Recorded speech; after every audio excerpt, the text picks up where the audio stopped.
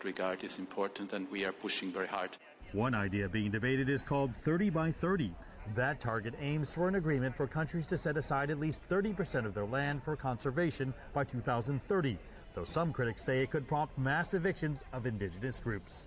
Mark New, CGTN, Montreal.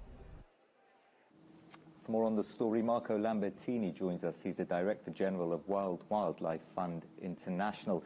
Thank you for being with us, Marco. The figures are stark, as we've been hearing. Human activity severely damaging 3/4 of all land on Earth and 40% of our oceans too. How much does biodiversity matter, and what do you want to see this week?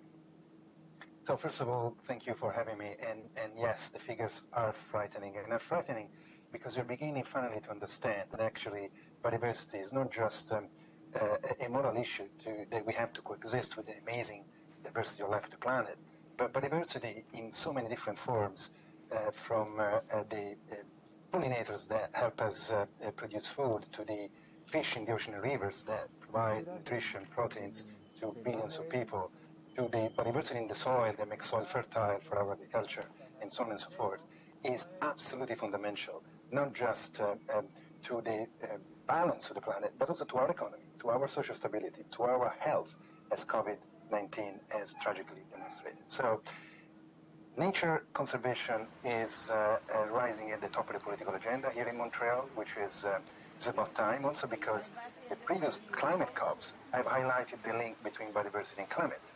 Imagine this figure, think about this figure, that the forests of the world today are actually storing the equivalent of 100 years of CO2 emissions that we produce at the current rate.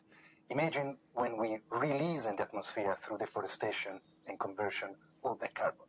Without nature, we will never achieve the 1.5 degrees of global warming limit. And so this new realization is making such a strong, compelling case for protecting biodiversity in nature in a way that they haven't done until now.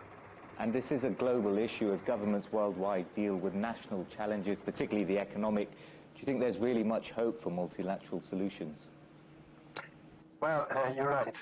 On one hand, there is a great realization of the need to protect nature for our own benefit, and the benefit particularly of our children and their children. But on the other hand, the current geopolitical fractures are not very conducive to multilateral agreements. Having said that, we hope and we are really advocating for nature to be the topic and the theme that brings everybody together. Because at the end of the day, if we lose ecosystems like the ocean, forest, pollinators in the countryside, and biodiversity in other regions of the world, we will be all paying a dear price.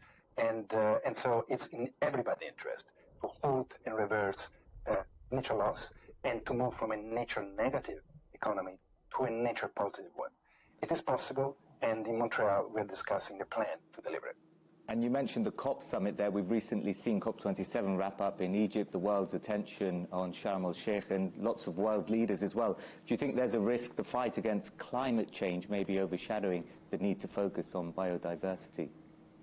On the contrary, I think that the great attention to climate change is highlighting the role of nature in mitigating and adapting to climate change.